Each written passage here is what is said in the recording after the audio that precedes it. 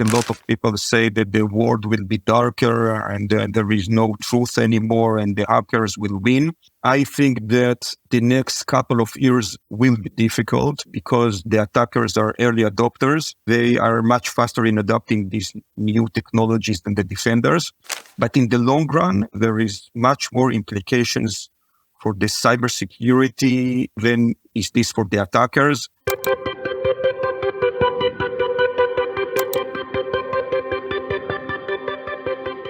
Bobi, Gilbert, welcome to 20-Minute Leaders. I've been waiting so long for this episode and our conversation. Thank you so much for joining me from the Teammate offices. Thank you for having me, and I'm really excited about this opportunity to talk with you and to take part in this amazing podcast. It's going to be great because, Bobi, this whole show is really about curiosity, passion. Where do we dedicate our time and energy? The journey that you're on and that you've had is it's really something that I think I definitely want to dive into and share here because it's non-traditional. It's extremely innovative. And I think it speaks a lot to every conversation that we have. And we've had a couple now on the context of cybersecurity and AI.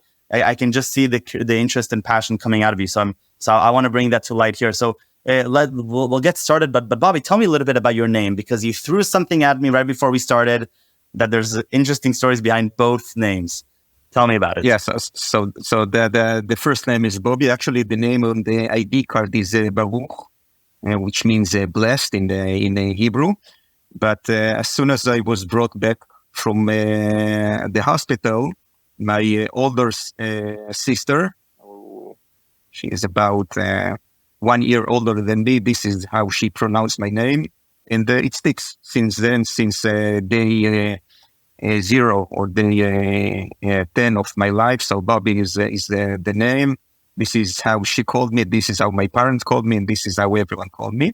Actually, the family name is Marciano Gilbert because I'm married to Marciano. Avi is a doctor in communication and life science in Ben Gurion University. And this is the other part, my name. This is a long name.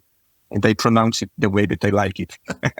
I love it. Bobi, tell me a little bit about your journey. It's not a traditional journey, but it's one that exemplifies excellence and curiosity. So what have been really the big milestones in your mind? Okay, so I think that I'm currently in the second phase. The first phase of my professional career was in the Army Unit 8200.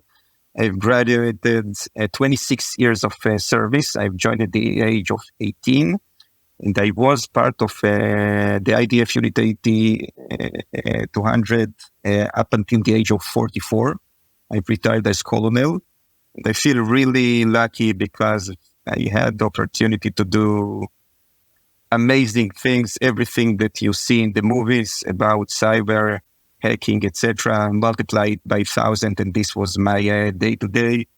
I like to say that I was a hacker with a license and I had the opportunity to do amazing things for the first time. And I'm sure that in the next 20, 30, 40 years, history books will be written about what Israel did back then. And I feel really lucky to have the opportunity to take part in this. So you spent 26 years in this in this. Yeah. Now I got to spend 5 years, so I understand the experience that you have there. But today, in your role at Teammate, you're running at the fastest pace possible. You're looking, you're constantly shifting and exploring what's up ahead, and speed and execution at the forefront. So I think a lot of people, when they think of military service, it's not necessarily a perfect fit for this type of personality. Yeah. How did it fit for you? Yeah. So the thing that I like the best and the thing that I think that I am best at has to do with innovation and looking for new opportunities. And this is exactly what the intelligence mission needs, because it's always about looking what is not obvious and what we can do that the other haven't thought about. So on the Army side, we had the enemy. On the innovation side, and now on the private sector, we are trying to innovate at those things that others didn't think of. So the enemy was replaced by the contents. They're trying to think of things that others haven't. And it's all about innovating and building new things, building new frameworks, building new groups. And I think that I've learned a lot back then about the technology and about innovation and about research. I actually led the research for this amazing unit for a couple of years. And when I've joined Teammate, Nadav, which is one of the founders of Teammate, he called me. I forgot it. He's not my commander anymore. And he said, come join us. And I said, of course, if Nadav asks, so I will do this. And the thing that I'm doing today has a lot of similarity to what I did back then, because it has to do with innovation, about thinking of new opportunities. And there is no better time to innovate than in 2024, 2025. I said that I was feeling lucky back then at Unit 8200 to have the opportunity to do the things that we do.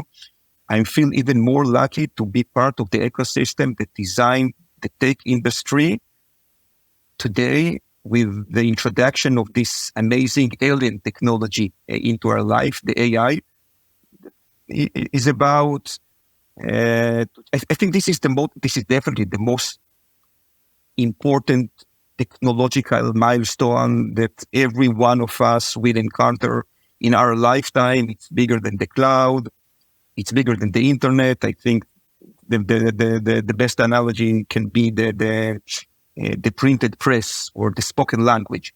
This is amazing technology, and I feel lucky again to be part of the community that tries to think what we can do with this new toy, which is exciting even more than the second, than the first part of my career. Bobi, we're going to get a whole lot into what we're excited about up ahead and the role of AI, particularly in cybersecurity. But I want to take you back for a second. Your experience is that leading thousands of innovators, researchers, engineers, soldiers, non-soldiers. You've done it extremely successfully. And one of the things that I'm always very curious about is what's the difference between, very talented people who manage to achieve excellent results and really talented people who don't, right? In the startup scene, we see that all the time. And so what is your take now that you've seen dozens of projects, many succeeded, I'm sure that many didn't. What is your now sort of distortion when you see a talented group of people? What are really the fundamental things that you believe in that will help them achieve good results? Okay, I'll say two things. One is leadership, and the second is avoiding fear. I'll start with the second one. The thing that we like to do in Unit 8200 was to take young recruits, and people are joining at the age of 18. This is the first professional challenge in their lifetime. This is the first workplace. And from time to time, we take problems that a lot of people with a lot of money try to solve before them. And they are just not aware of the past experience, past failures in solving this problem. And we ask them to solve them, to solve this problem. And from time to time, we were really surprised that people actually managed to solve this problem that were not able to solve 10 or 20 years before.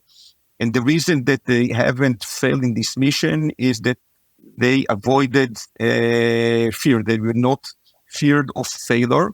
And this is one thing. The second is the leadership. By the way, I remember distinctly the second week of my course, I did Mamas, and my second week of my course, I come into the room. I don't know if I can share this, but I come into the room and we don't have a mouse. We just have keyboards. Yeah. This is a known practice. And we're sitting there and you're talking about fear. So there's many types of fears. Trust me, when you're sitting for 3 hours trying to log into Windows without a mouse and you don't know how to select and you're figuring out the combination, it's a fear that you have to fear. Yeah. This is a known practice, and it's become even more vicious nowadays. We have some new tricks since your day. But this is all about not fearing and understanding that they actually can do everything. And as people grow, they collect more fears with them, and they avoid avoiding trying to solve problems that other have failed. So if you are young, you don't have this fear. I see it for my kids today. This is the reason that they are hard themselves so much. But when it comes to innovation and research, avoiding the fear is a good thing. The second is the leadership, of course. Taking this talent and being able to direct it to the right directions. And I will share with you one maybe not so known secrets. There haven't been a lot of good things in the IDF from taking colonels or even captains in a room. They don't do anything, they just create problems. The innovation comes from the young people, from the bottom up. And leadership is all about allowing these young innovators and don't stop and don't say, oh, we don't need this, or go back to your work. Actually, when you are leading innovation, you can't command someone to be innovative. I command you to find the solution for this problem. No, and this is the usual army practice, but it has nothing to do with innovation and research. And it's all about connecting them to the mission. In the case of the IDF, it's really easy because the mission is the security of their family. In the case of the private sector, it's more difficult. But again, it's about creating money or successing in whatever KPI. But from time to time, people just don't make this connection of how will solving this problem create me achieving this higher goal or strategy. And the leadership is taking there and saying, okay, if you solve this, if we solve it as a whole, and then this will be the implication. It can be on the national level, it can be global implications. And these are due to components, talented people, talented group with the right leadership can do anything. There is no any asterisks here. There is no any small letters here. Young people, talented people, with the right leadership can solve any problem. And the thing that we lack the most now in my second part of, in Unit 8200, actually, we were chasing ideas. We were chasing ideas because we had the talent to implement them. I think one of the major surprises for me after joining the private sector and teammate is that it's not about ideas anymore, it's about talent. So in the private sector, in the real world, we are chasing talent. There are a lot of ideas that just wait to be picked from the floor. But it's all about the talent that can do the execution of this. And execution, it's not only the technology, these are the sales and the products and everything that we already know. So this is a major difference between what I did in the army and what I am doing right now. Back then, I was chasing good ideas. Now we're chasing mainly good people. We had a lot of ideas, but we're looking for the right teams to take these dreams and implement them. Right, but I think that what you did with Teammate is that you've created a sort of an ecosystem which has the two levels, right? You have you've generated perhaps the most incredible and important group of industry experts that represent the state of cybersecurity from a solutions perspective, an implementer's perspective. And you have, on the other hand, if you just look at the portfolio of Teammate, obviously you're backing the most talented entrepreneurs and then you create that platform for solution-oriented results, right? I completely agree with you, and then we'll add another component, and this is the village of security leaders. We cannot do what we do without this. We are not thinking about any idea on our own. This is the way that we communicate with the reality is by communicating with this group. And the leadership that I was talking about in Unit 8200 is the leadership in leading this herd of security leaders and understanding their real pains and trying to solve the right problems with the right solutions. So, yes, this is the experts that we have here.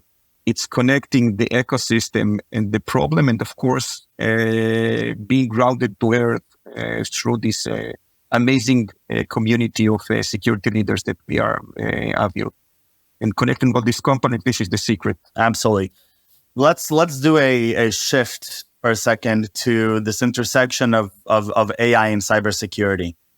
From your point of view, we're in May 1st of 2024.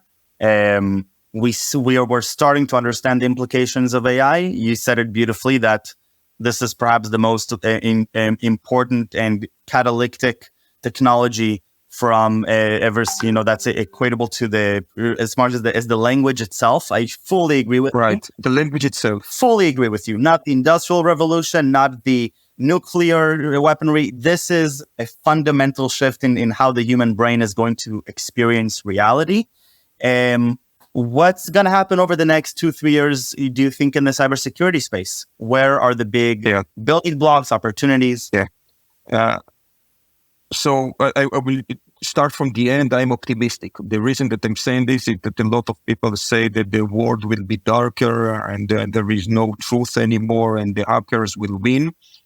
I think that the next couple of years will be difficult because the attackers are early adopters and they are much faster in adopting these new technologies than the defenders. And we are seeing it already. We are seeing it with the automated attacks. We are seeing it with the generated content, video and audio. We are seeing it with the automated tools and using GPT in order to understand what the patches are all about and creating the exploit faster than the people are installing the patches. But in the long run, there is much more implications for the cybersecurity world than is this for the attackers. Actually, I think that we used to say that the attacker and defender ecosystem is inherently asymmetric. And for the attacker to win, they should only find one hole, and for the defender to do their work, they should look all around all the time. I think AI actually has the opportunity to break this inherent inequality and make the defenders for the first time the same level with the attackers, because they can guard everywhere, anytime using this automated technology. So in the long run, I think cybersecurity will benefit much more than from these technologies than the attackers will, and the world will be more cyber secure. But in the following 2, 3, even 4 years, this is going to be tough because a lot of people that have a lot of organization. I think that if you were cyber negligent, if your organization was in just a too low level of security, it was probably already been wiped and attacked. But organizations that are not in the cyber negligence level and are not high valued targets, just were not target of attacks. This will change because now the spray and pray is done in magnitudes that we haven't seen anymore. Everyone will be exploited, and it will take not days but minutes and seconds. So everyone should be ready for this. But in the long run, we will be able to fight fake much better than we can create fake. We will be able to detect phishing and stop attacks much faster than we can create the attacks. And I'm optimistic, but again, this create unanswered challenges. And on top of this, these are new challenges. For example, securing AI systems. This is something new. AI as a target for attackers, not as a tool for attackers, but not using AI for security, but securing AI. This is something new. This is a new component that was not there yet. This is the thing that I'm currently most passionate about. This is the thing that I'm currently leading a teammate. And this is the thing that I've taken with me from my past career, because back then we asked ourselves whether we can do confidential work on the public cloud. And the answer back then was no, we cannot do.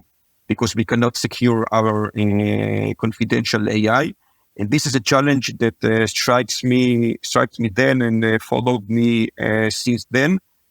How can you do large-scale AI on public infrastructure while maintaining the security, confidentiality of the model, training data, etc.? So securing AI, not AI for security, this is something new.